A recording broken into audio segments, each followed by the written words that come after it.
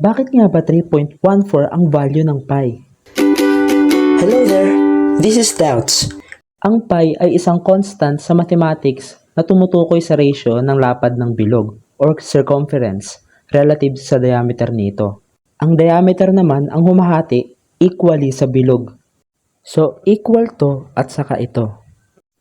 So, let's say, ang diameter nitong bilog na to ay equal sa 1.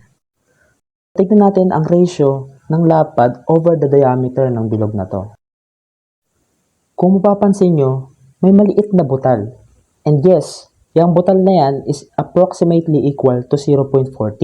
So kung itototal natin, yung tatlong diameter na nakapabilog at yung 0.14, makukuha natin ang ating circumference. At pag kinuha natin ang ratio ng circumference at diameter, makukuha na natin ang pi.